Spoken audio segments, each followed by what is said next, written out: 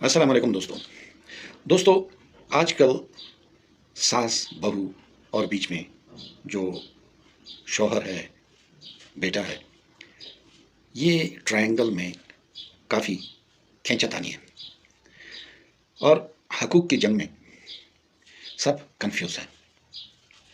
اگر لڑکا ماں کی طرفداری کرتا ہے تو ماں کے پلو سے بندھا ہوا ہے، اور اگر لڑکا طرفداری کرتا ہے بیوی کی تو جورو کا غلام بن جاتا ہے،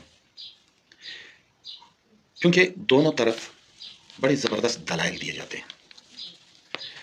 یا ہم کچھ احادیث پیش کریں گے، نتیجہ تو ہم نے خود ہی اس سے نکالنا ہے، یعنی جو بھی ہم سن رہے ہیں ہم نے اس سے نتیجہ خود ہی نکالنا ہے، اور اسلامی جو تعلیمات ہیں وہ دیکھنا ہے کہ وہ اس کو کس طرح سے اس جھگڑے کو یا اس مشکل کو سدھارنے کی کوشش کرتے ہیں۔ تو چلیں جی احادیث کی طرف جاتے ہیں۔ تو پہلی حدیث حضور صلی اللہ علیہ وآلہ وسلم فرماتے ہیں کہ تم میں سے بہترین شخص وہ ہے جو اپنے اہل وہ لوگ ہوتے ہیں جو گھر میں ہوتے ہیں۔ اب وہ کون ہیں؟ بیوی بچے ہیں، قرابت دار ہیں اور خدمت گزار ہیں، یہ اہل ہیں۔ تو جو شخص یہ جو اپنے اہل ہیں ان کے حق میں بہترین ہو وہ افضل ہے، اور آگے فرماتے ہیں کہ میں اپنے اہل کے حق میں تم سب میں بہترین ہوں۔ تو اب اس کے لیے حضور صلی اللہ علیہ وآلہ وسلم کی پوری سیرت کو جانچنا ہوگا۔ کتابیں پڑھی ہیں، ان کا اپنے اہل و عیال کے ساتھ سلوک کیسا تھا، کیونکہ ہم نے انہی کی تو پیروی کرنی ہے۔ انہی کی پیروی کریں گے تو ایک خوشحال زندگی اس دنیا میں بھی بسر کریں گے اور آخرت میں بھی خوشحالی ملے گی۔ اللہ تعالیٰ کی رضا جب ملتی ہے تو خوشحالی ملتی ہے۔ حضور صلی اللہ علیہ وآلہ وسلم کی پیروی میں اللہ کی رضامندی ہے۔ دوسری حدیث ہے سنن ابن ماجہ سے، ایک شخص نے رسول اللہ صلی اللہ علیہ وآلہ وسلم سے دریافت کیا اولاد پر ماں باپ کا کیا حق ہے؟ آپ صلی اللہ علیہ وآلہ وسلم نے فرمایا وہ دونوں آپ کی جنت ہیں یا پھر دوزخ ہیں۔ اس کا مطلب ہے کہ ماں باپ کی اگر اطاعت کی گئی، اگر ان کی فرمان برداری کی گئی، اگر تو وہ آپ کو اللہ تعالیٰ کی طرف جانے سے روکتے ہیں تو وہاں پہ پھر ضروری نہیں ہے، کیونکہ اللہ تعالیٰ کا حق سب پر مقدم ہے، اللہ تعالیٰ کی اطاعت سب پہ مقدم ہے، اللہ تعالیٰ کے سامنے سر بسجود ہونا، اس سے ماننا، یہ سب پہ لازم ہے۔ یہ بات اگر بیچ میں نہ ہو تو ماں باپ کی اطاعت فرمان برداری یہ سب پہ لازم ہے، ان کی خدمت کرنا لازم ہے۔ یہ جو راستہ ہے یہ جنت کی طرف لے جاتا ہے، اور ماں باپ کی نافرمانی، ان کی حکم و تولی، انہیں اپنے حکم کے نیچے لانا، انہیں ان سے بے رخی اختیار کرنا، ان کی مار پیٹ کرنا، یہ سب دوزخی راستے ہیں، دوزخ کی طرف لے جاتے ہیں۔ تو جناب تیسری حدیث ہے مشکات المصابیح سے لی گئی ہے۔ اس حدیث میں حضرت انس رضی اللہ تعالیٰ عنہ سے روایت ہے کہ رسول اللہ صلی اللہ علیہ وآلہ وسلم نے فرمایا جس عورت نے اپنے پاکی کے دنوں میں پابندی کے ساتھ 5 وقت کی نماز پڑھی، رمضان کے ادا اور قضا روزے رکھے۔ اب اسے سمجھنے کی ضرورت ہے کہ یہاں پہ سب سے پہلا حق کس کا بتایا گیا ہے؟ حقوق اللہ کا، اللہ تعالیٰ کی اطاعت، 5 وقت کی نماز پڑھنی ہے پاکی کے زمانے میں، اور رمضان کے روزے رکھنے ہیں جو پاکی کے زمانے میں آئیں، اور جب ناپاکی ہو جائے اور پھر پاکی ہو جائے تو وہ تعداد پورے کر لیں رمضان کے روزوں کی۔ اور یعنی یہاں تک حقوق اللہ، یعنی حقوق اللہ کی حفاظت کریں، پھر اپنی حفاظت کریں۔ اپنی حفاظت کیا؟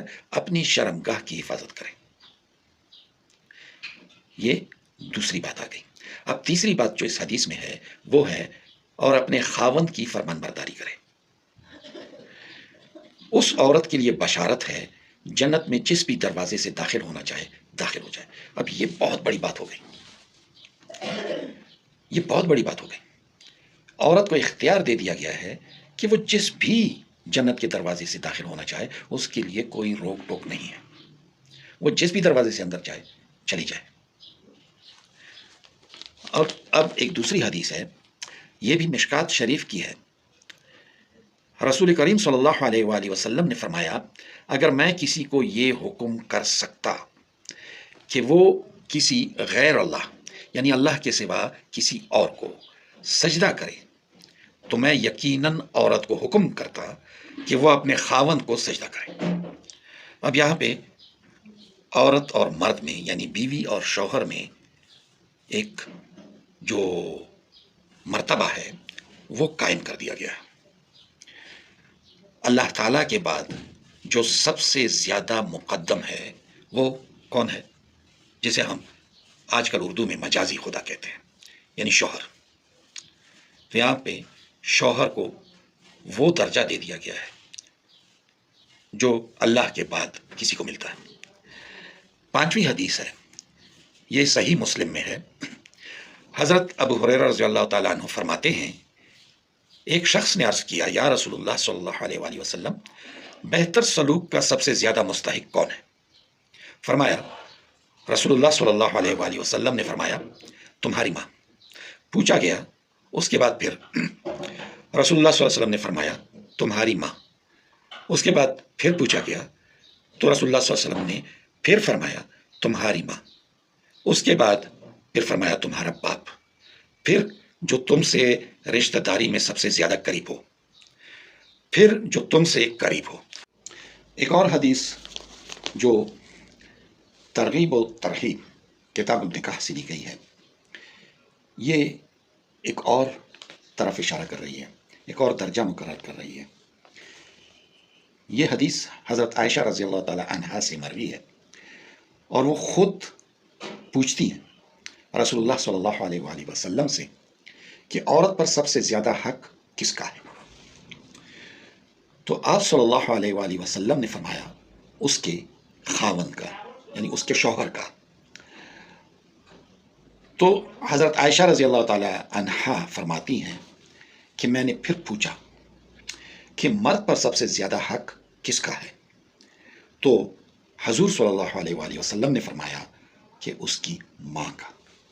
اب یہاں پہ ایک بیوی کے لیے جو افضلیت بتائی ہے وہ یہ کہ اس کے ماں باپ سے زیادہ اس کے اوپر اس کے شوہر کا حق ہے، اور مرد کے لیے یعنی خاوند کے لیے جو درجہ مقرر کیا گیا پچھلی حدیث میں وہ یہی کہ اگر میں کسی کو حکم دینے کا اختیار رکھتا کہ کسی غیر اللہ کے سامنے سجدہ کرے تو عورت کو کہتا کہ وہ اپنے شوہر کو سجدہ کرے۔